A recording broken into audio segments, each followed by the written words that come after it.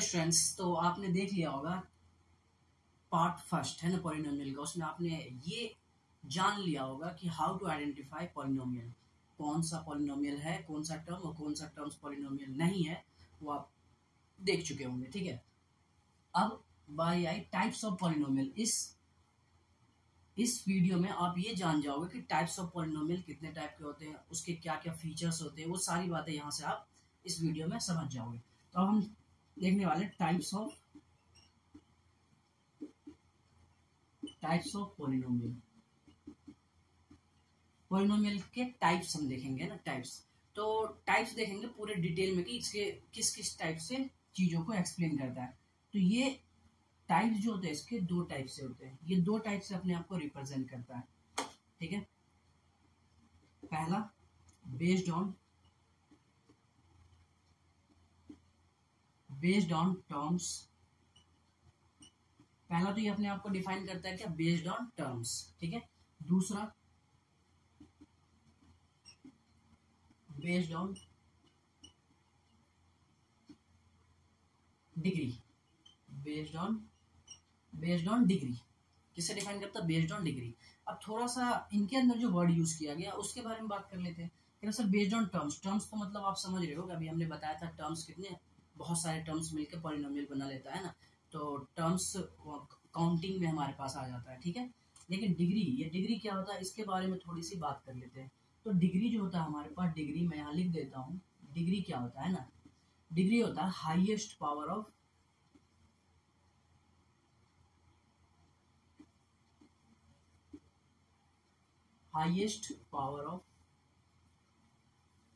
Variable.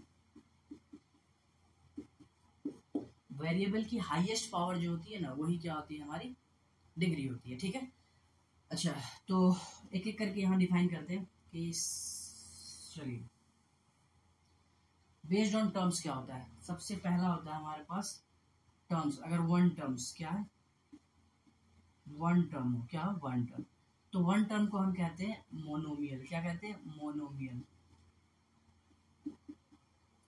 ठीक है, कोई दिक्कत नहीं।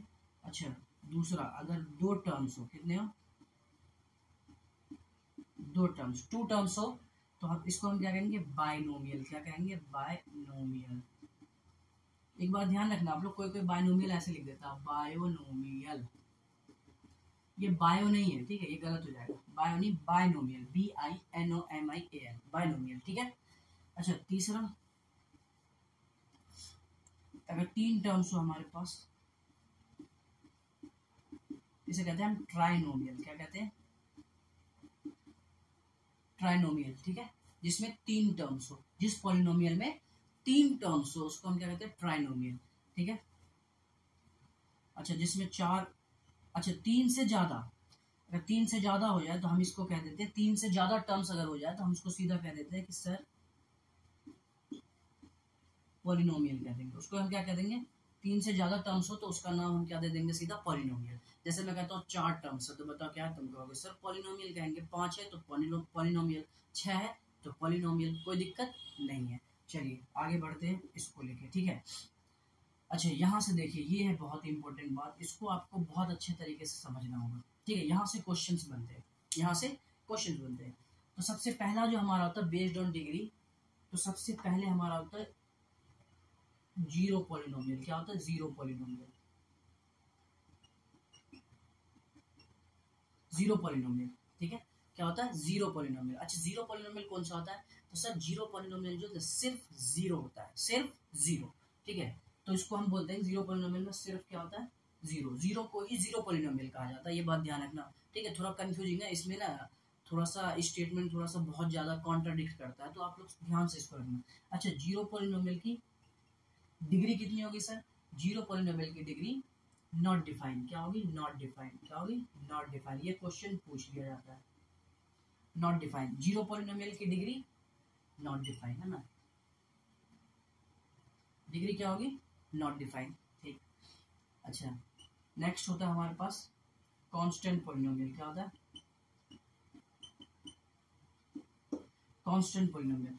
कांस्टेंट पॉलिनोमियल क्या होता है, कांस्टेंट पॉलिनोमियल होता है ऑल रियल नंबर, है ना, ऑल रियल नंबर। अब देखो एक बात समझना, अगर मैं ऑल रियल नंबर कह रहा हूँ तो इसका मतलब ये है कि सर उस रियल नंबर में जीरो भी तो कंसीडर किया जा रहा है।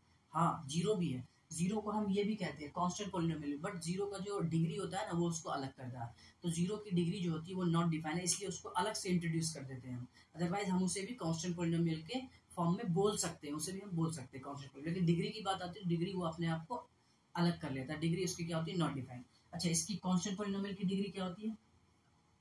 कांस्टेंट पॉलिनोमियल की डिग्री,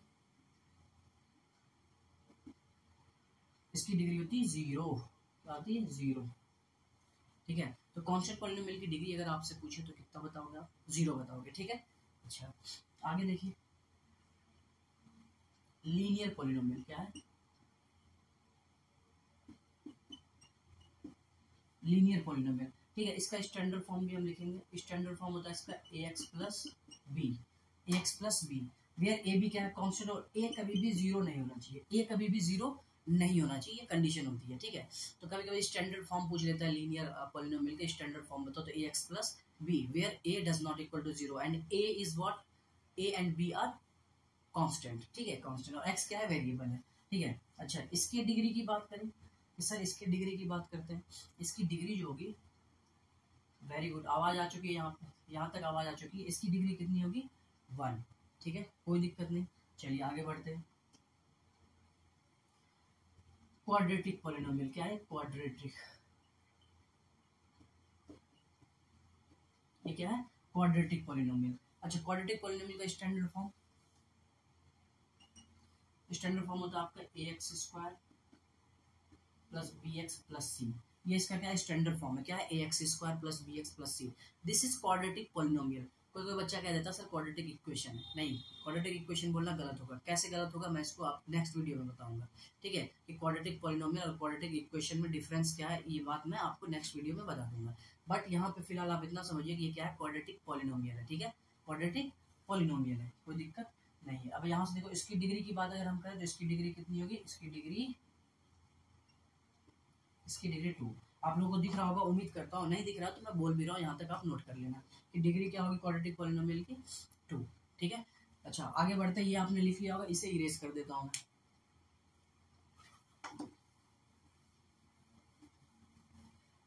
चलिए ये इंपॉर्टेंट है। अच्छा आगे देखते हैं, आगे हमारे पास तीसरा क्यूबिक पॉलिनोमियल क्या है, क्यूबिक पॉलिनोमियल। क्यूबिक पॉलिनोमियल का स्टैंडर्ड फॉर्म अगर हम लिखें तो ax cube plus bx square plus cx plus d, this is the standard form of cubic polynomial. ठीक है, अच्छा इसकी डिग्री आप लोगों को दिख रहा होगा, डिग्री का मतलब ही है कि sir highest power of variable कह रहे हो आप, तो हाईएस्ट इन सब में कौन सा है सर, 3 है, तो इसकी जो डिग्री होगी, वो कितनी होती है, 3 होती है, कोई दिक्कत नहीं। ठीक है, पूछ लिया जाता है कभी कभी पेपर में, what is the degree of cubic polynomial, तो डिग्री आप बता दो उसकी कितनी, 3 है। ठीक है, अच्छा एक और इंट्रोड्यूस किया जाता है हमारे पास ये, ठीक है, वो आपके बुक में अभी नहीं है, लेकिन आगे पढ़ोगे तो आपको मिल जाएगा ये कहेंगे, इसलिए साथ साथ बताते हैं। बाय क्वाड्रेटिक, क्या बोला मैंने, बाय क्वाड्रेटिक पॉलिनोमियल। ठीक है, इसको स्टार बना लो, ये शायद आगे इंट्रोड्यूस हो जाएगा आपने। ठीक है, इसी के साथ हम इसको देख लेते हैं, बाय क्वाड्रेटिक। अच्छा बाय मतलब देखो, ये वर्ड जो है ना अपने आप में बता देता है। तो अच्छा ये बाय मतलब क्या होता है, 2, और क्वाड्रेटिक मतलब भी क्या होता है, 2, तो 2 2 4, तो इसकी डिग्री कितनी होगी, इसकी डिग्री हो जाएगी सर, इसकी डिग्री हो जाएगी 4।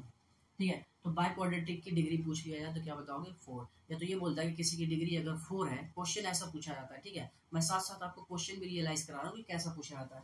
कि अगर पूछ लिया जाए कि जिसकी डिग्री 4 हो, बताओ उस पॉलिनोमियल का नाम क्या होगा, तो आपको क्या बताना होगा, बाय क्वाड्रेटिक पॉलिनोमियल। ठीक है, कोई दिक्कत नहीं है।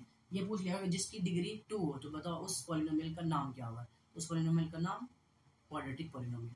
ठीक है, यहाँ तक कोई दिक्कत नहीं। ये टाइप्स ऑफ पॉलिनोमियल में बेस्ड ऑन डिग्री था, हमने बेस्ड ऑन टर्म्स भी देख लिया, तो ये 2 बातें इसके अंदर थी। ठीक है, कोई दिक्कत नहीं है। इस वीडियो में आपने ये डाल लिया टाइप्स ऑफ पॉलिनोमियल। ठीक है, अब एक और टॉपिक बचा है, एक टॉपिक करने के बाद, समझने के बाद, उसके बाद हम एक्सरसाइज को पूरे तरीके से समझने और करने में सक्षम हो जाएंगे, ना कैपेसिटी हमारे अंदर आ चुकी होगी। हम चैप्टर एक्सरसाइज 1 को 2.1 को बहुत आसानी से समझ पाएंगे, क्योंकि हर टॉपिक पे एक इंट्रोडक्शन आपको मिल चुका है। हम चलते हैं नेक्स्ट वीडियो में मिलेंगे, एक टॉपिक बचा है ठीक है, solution of linear equation, linear equation का सॉल्यूशन कैसे करेंगे, और लीनियर पॉलिनोमियल का, सॉरी उसमें लिखा होगा लीनियर पॉलिनोमियल, ठीक है, लीनियर पॉलिनोमियल का सॉल्यूशन कैसे करेंगे वहां पे हम देखेंगे नेक्स्ट वीडियो में। तब तक आप इसे याद कर लीजिए, इससे क्वेश्चन एमसीक्यू में आ जाते हैं, ठीक है। मिलते हैं नेक्स्ट वीडियो में।